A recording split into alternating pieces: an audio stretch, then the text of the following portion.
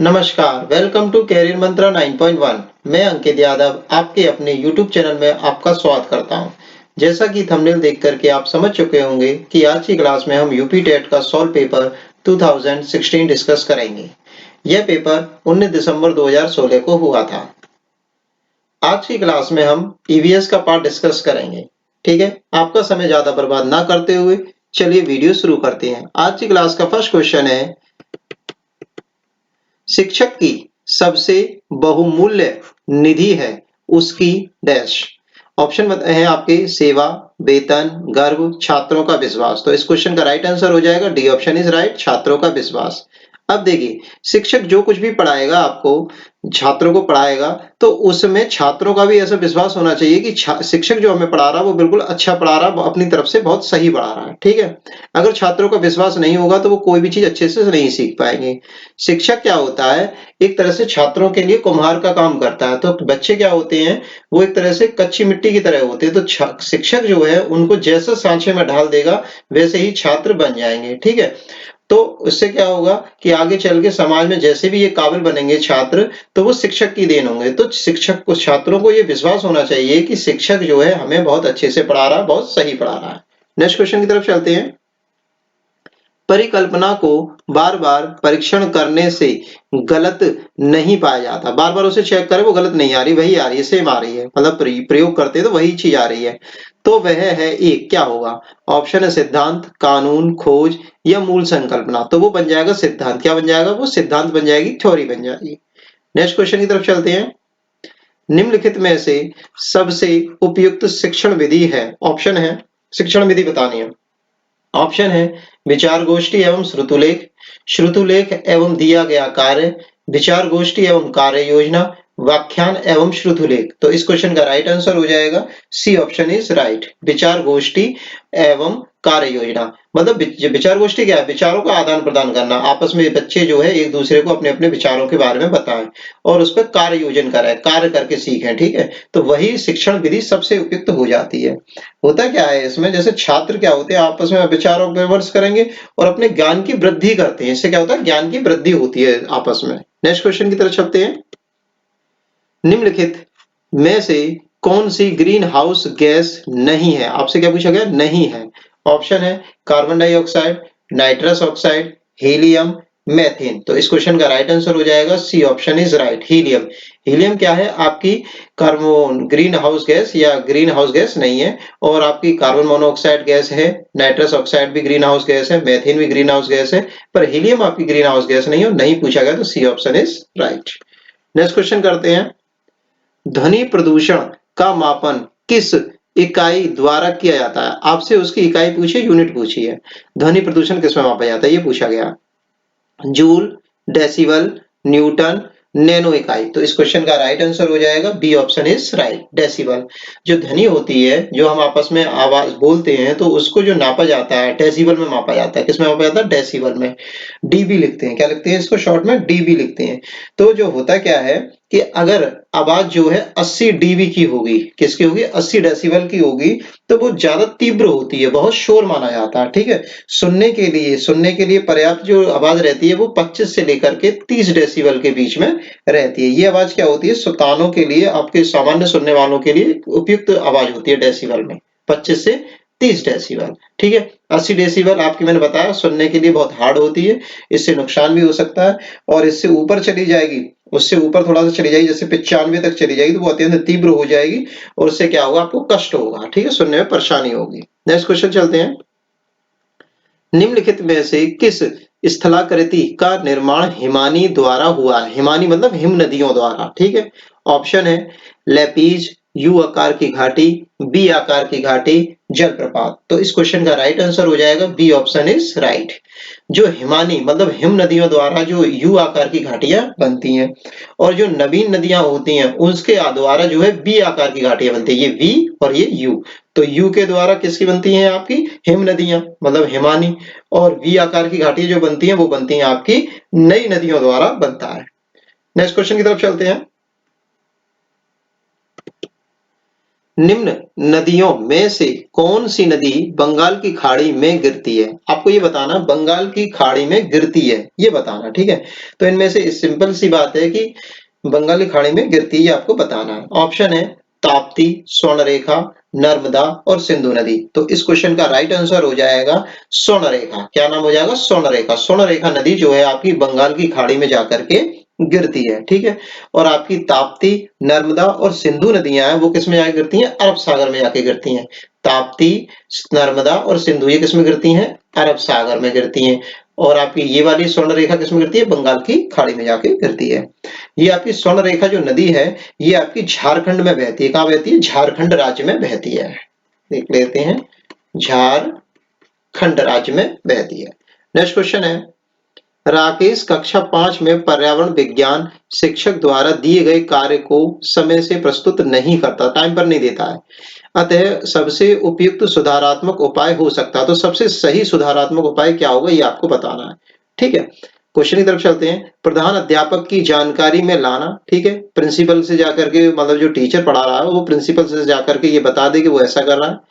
खेल की कक्षा में जाने पर प्रतिबंध लगाना, मतलब उसे खेलने जाने से रोक देना, भाई तुझे खेलने नहीं दिया जाएगा, ऐसा नहीं करना चाहिए। तो दोनों बातें सही नहीं है। नेक्स्ट की तरफ चलते हैं। उसकी अनियमितताओं के कारणों को जानकर उसे सही मार्गदर्शन पर देना, मार्गदर्शन देना, ये सही लग रहा है। उसके अनियमितताओं को लिखित जानकारी माता पिता को देना, ये गलत है, ठीक है।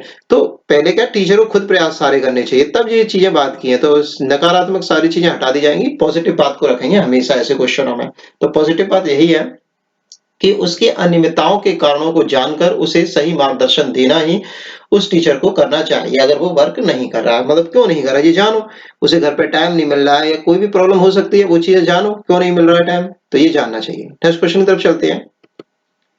मध्य प्रदेश, मध्य प्रदेश में कौन सा शहर झीलों का शहर कहलाता है? मध्य प्रदेश में कौन सा शहर झीलों का शहर कहलाता है? ऑप्शन है भोपाल, उज्जैन, इंदौर, ग्वालियर। तो इस क्वेश्चन का राइट आंसर हो जाएगा A option is right, Bhopal. Bhopal को जो है मध्य प्रदेश में क्या कहा जाता है? झीलों का शहर कहा जाता है, ठीक है। भोपाल में होता क्या है कि लोअर लेक और अपर लेक जैसी दो जो है सुंदर झीलें बनी हुई हैं, जिसके कारण भोपाल को क्या कहा जाता है? झीलों का शहर कहा जाता है। अब एक बात और नहीं जान लीजिए, मध्य प्रदेश जो है, मध्य प्रदेश को क्या कहा जाता है? भारत का हृदय कहा जाता है। क्या कहा जाता है? हृदय। तो ऐसे याद रखिए, मध्य प्रदेश, तो मध्य में क्या होगा? हमारा हृदय होगा। इस तरह से आप याद रख सकते हैं। तो भारत का हृदय कहा जाता है। मध्य प्रदेश की राजधानी आप जानते होंगे, मध्य प्रदेश की राजधानी क्या है? भोपाल है, जो कि ऑप्शन में यही है। नेक्स्ट क्वेश्चन की तरफ चलते हैं। निम्न में से कौन सा शहर यूरोप को अफ्रीका से अलग करता है? शहर नहीं, सॉरी सागर, ठीक है, सॉरी सागर। निम्न में से कौन सा सागर यूरोप को अफ्रीका से अलग करता है? ऑप्शन है लाल सागर, काला सागर, अरब सागर, भूमध्य सागर। तो इस क्वेश्चन का राइट आंसर हो जाएगा डी ऑप्शन इज राइट, भूमध्य सागर। जो भूमध्य सागर है उसका जो क्षेत्रफल है 25 लाख वर्ग किलोमीटर। कितना क्षेत्रफल है? 25 लाख वर्ग किलोमीटर है, ठीक है। नेक्स्ट क्वेश्चन की तरफ चलते हैं। अंतरराष्ट्रीय ओजोन दिवस कब मनाया जाता है? तो अंतरराष्ट्रीय ओजोन दिवस हमारा जो मनाया जाता है, ऑप्शन पढ़ लेते पहले। 16 सितंबर को, 7 दिसंबर को, 30 मार्च को, 22 अप्रैल को। तो ए ऑप्शन इज राइट, 16 सितंबर को हमारा ओजोन दिवस मनाया जाता है। ये ओजोन दिवस की जो शुरुआत हुई थी यूएनओ के द्वारा 19 दिसंबर 1994 को हुई थी, ठीक है। तो उसी दिन ये डिसाइड कर लिया गया कि 16 दिसंबर को international day of preservation of ozone layer के रूप में मनाएंगे, मतलब ओजोन दिवस के रूप में मनाएंगे, ठीक है। तो ओजोन दिवस कब मनाया जाता है? आपका 16 सितंबर को मनाया जाता है। तो ओजोन दिवस जो मनाया जाता है मॉनिट्रियल प्रोटोकॉल की यादगार में मनाया जाता है, ये ध्यान रखना है। मॉनिट्रियल प्रोटोकॉल, ये क्वेश्चन डायरेक्ट भी आ जाता है कि मॉनिट्रियल प्रोटोकॉल किससे संबंधित है? तो ऑप्शन होगा वहां पे ओजोन दिवस से संबंधित है। नेक्स्ट क्वेश्चन है, किसी खाद्य श्रृंखला में शाकाहारी होते हैं, शाकाहारी क्या होते हैं ये बताना है आपको। प्राथमिक उत्पादक, प्राथमिक उपभोक्ता, द्वितीय उपभोक्ता, अपघटनकर्ता। तो इस क्वेश्चन का राइट आंसर हो जाएगा प्राथमिक उपभोक्ता, ठीक है। उपभोक्ता होते हैं प्राथमिक उपभोक्ता शाकाहारी। देखो ऐसा होता है जैसे कि आपकी प्लांट है, जैसे कि आपके पेड़ हैं, पौधे हैं, तो पौधे जो हैं, पौधे क्या है? आपके उत्पादक है, भोजन का निर्माण खुद कर लेते हैं। पर जैसे पौधे को कोई खाता है, तो पौधे को मान के चलो गाय खा रही है, घास को क्या खा रही है? गाय खाती है। आपकी कौन खा रही है? गाय खा रही है। तो गाय क्या हो जाएगी? आपकी प्राथमिक उपभोक्ता हो जाएगी। बात समझ में आ रही? फिर गाय को कोई और खाए तो वो चीज आगे की चैन है, ठीक है। तो प्राथमिक उपभोक्ता कौन होगी? आपकी गाय हो जाएगी, ठीक है। नेक्स्ट क्वेश्चन की तरफ चलते हैं। पारिस्थितिक तंत्र में के तत्वों के चक्रण को क्या कहते हैं? चक्रण को क्या कहते हैं ये आपको बताना है। रासायनिक चक्र, जैव भू रासायनिक चक्र, भू चक्रीय चक्र, भू रासायनिक चक्र। तो देखिए पारिस्थितिक तंत्र में देखो समझने की बात क्या है कि इसमें रसायन मतलब कि क्या है, केमिकल्स भी वर्क करेंगे और साथ ही साथ आपके क्या वर्क करेंगे, आपके जैविक घटक भी काम करेंगे, ठीक है। तो दोनों ही बीच बातें काम करेंगे, तो इसका राइट आंसर हो जाएगा बी ऑप्शन इज राइट। जैव भू रासायनिक चक्र, बी ऑप्शन इज राइट। मतलब जैविक चीजें भी काम करेंगी, जमीन भी काम करेगी, भू जमीन भी काम करेगी, रसायन रसायन भी काम करेंगे, तो सब मिलकर के जैव भू रासायनिक चक्र। नेक्स्ट क्वेश्चन की तरफ चलते हैं हम लोग। निम्नलिखित ईंधनों में से कौन सा न्यूनतम पर्यावरणीय प्रदूषण उत्पन्न करता है? सबसे कम प्रदूषण कौन उत्पन्न करता है ये आपको बताना है। डीजल, पेट्रोल, हाइड्रोजन, कोयला। तो इस क्वेश्चन का राइट आंसर हो जाएगा hydrogen, C option is right, hydrogen.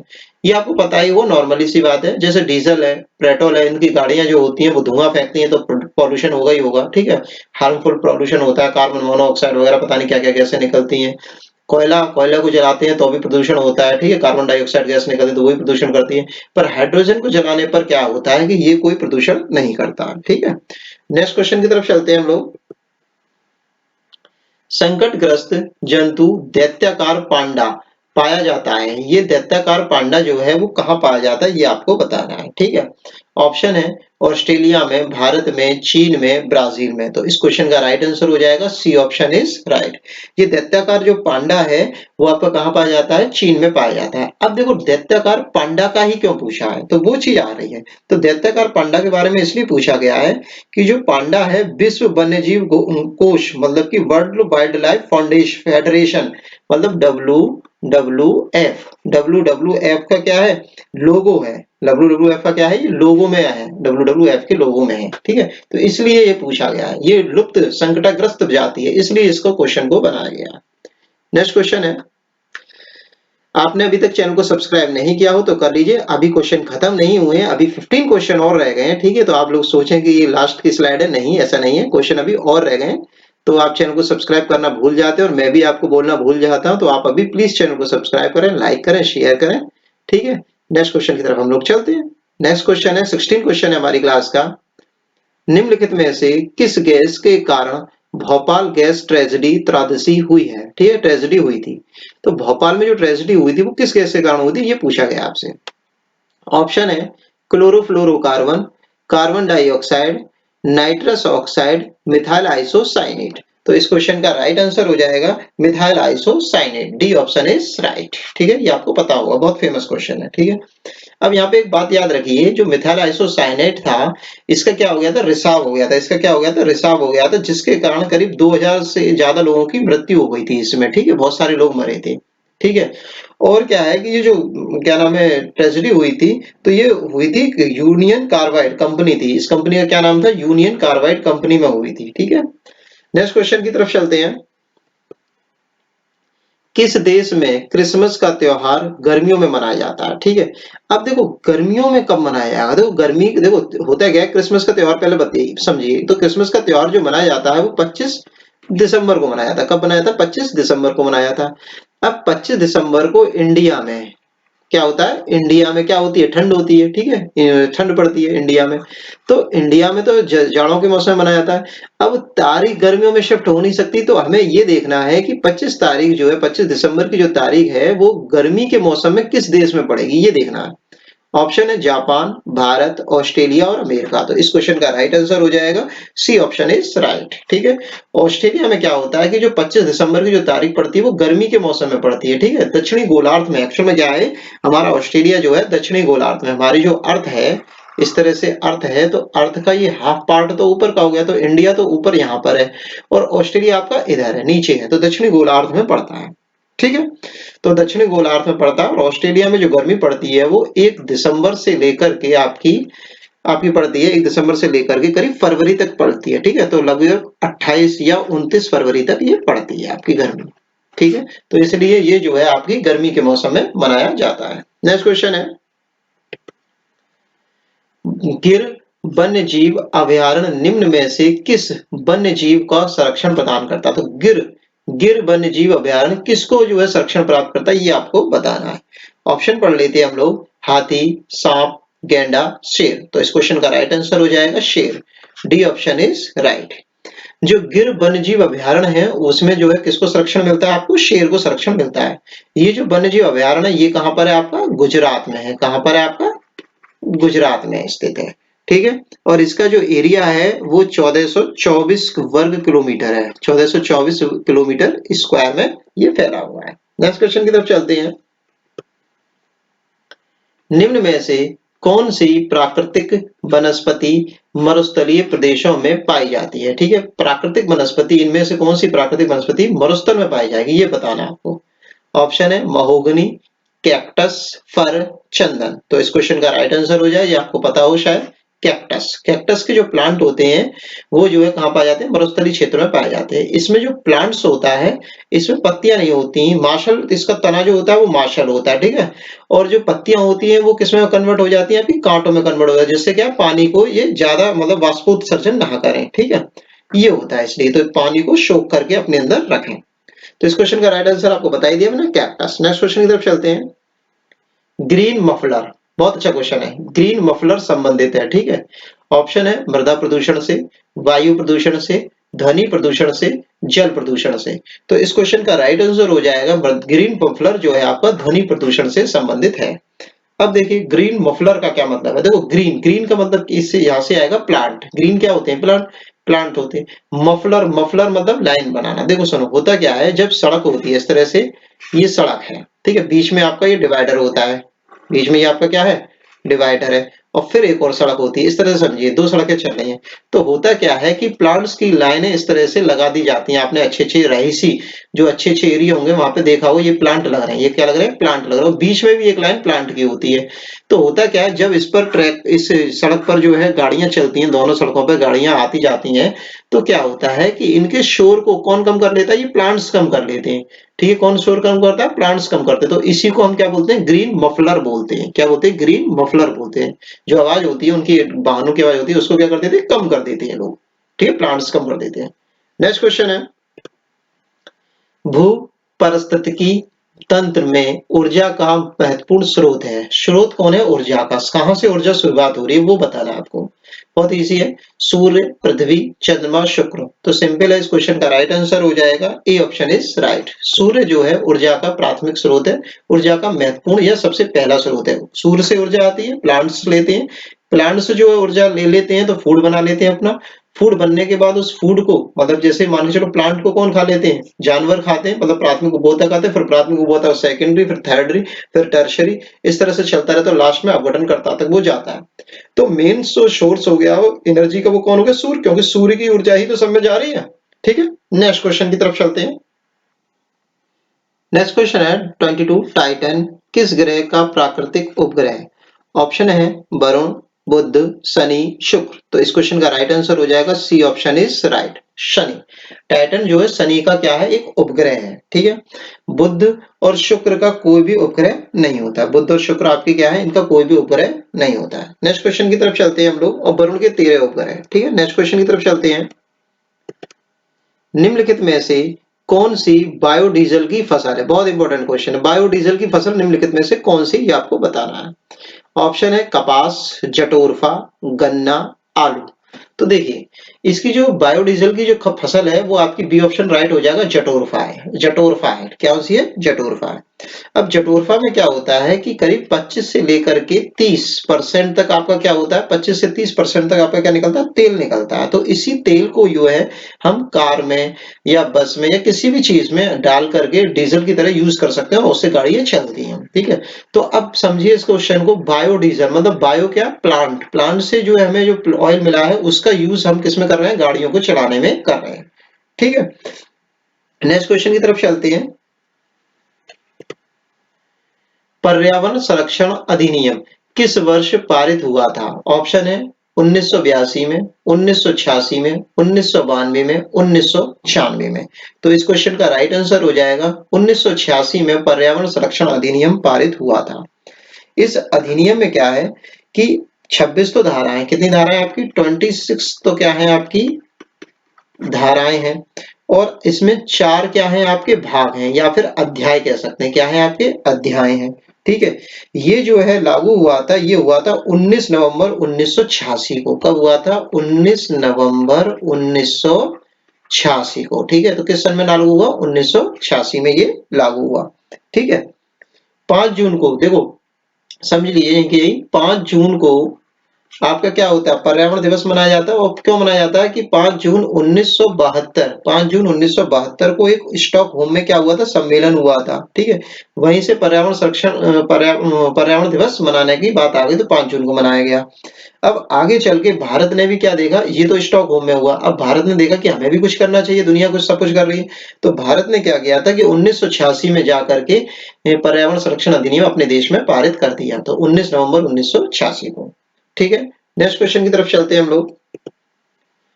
भूमंडलीय तापन का कारण है, ऑप्शन है हिमनदों की में वृद्धि, कार्बन डाइऑक्साइड में वृद्धि, कार्बन डाइऑक्साइड में कमी, वनों में वृद्धि।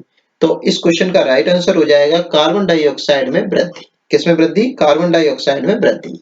देखो, भूमंडलीय तापन मतलब ग्लोबल वार्मिंग की बात हो रही है यहाँ पे। किसकी बात हो रही है? ग्लोबल वार्मिंग की। ठीक है, होता क्या है कि अगर मान के चलो किसी भी, जैसे हमारी पृथ्वी है, किसी का नहीं, हमारी पृथ्वी का टेम्परेचर जो है अगर 1 डिग्री सेंटीग्रेड भी बढ़ेगा तो क्या होगा कि हमारे देश मतलब सॉरी हमारे पूरे जो पृथ्वी पर जितने भी देश हैं उनमें से बहुत सारे देश तो क्या है उसमें डूब जाएंगे। क्यों? क्योंकि 1 डिग्री सेंटीग्रेड भी टेम्परेचर कम ज्यादा होने से क्या होगा, जो हमारे ग्लेशियर हैं बहुत बड़े बड़े, वो पिघल जाएंगे, और पिघल जाएंगे तो पानी का लेवल जो है ऊपर आ जाएगा, समुद्र का जो लेवल है। ठीक है, जिससे क्या होगा कि जो देश है, बहुत से देश जो समुद्र के किनारे बिल्कुल बसे हुए हैं, थोड़ा बहुत ही ऊपर नीचे है, तो वो क्या है उसमें डूब जाएंगे। ठीक है, बहुत सी जगह डूब जाएंगे। तो अब बात आ रही है कि ग्लोबल वार्मिंग हो क्यों रही है? कार्बन डाइऑक्साइड में वृद्धि के कारण।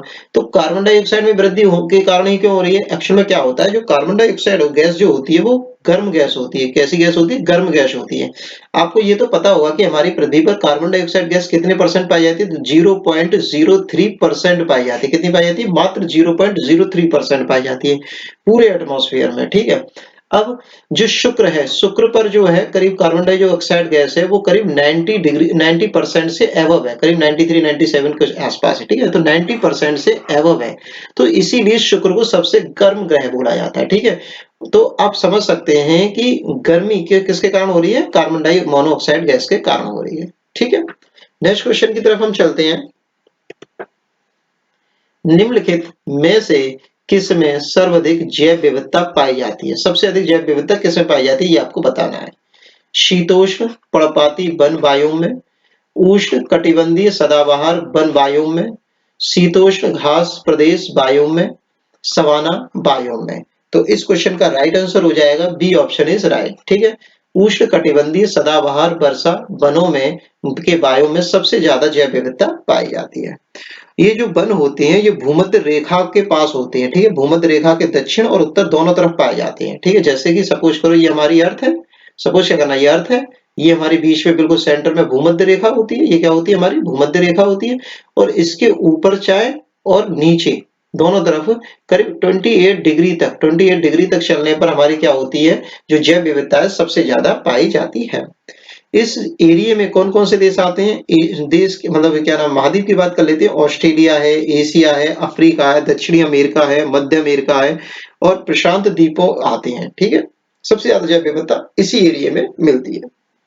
नेक्स्ट क्वेश्चन है, निम्न में से किस मृदा का निर्माण लावा द्वारा होता है? लावा द्वारा किसका होता है?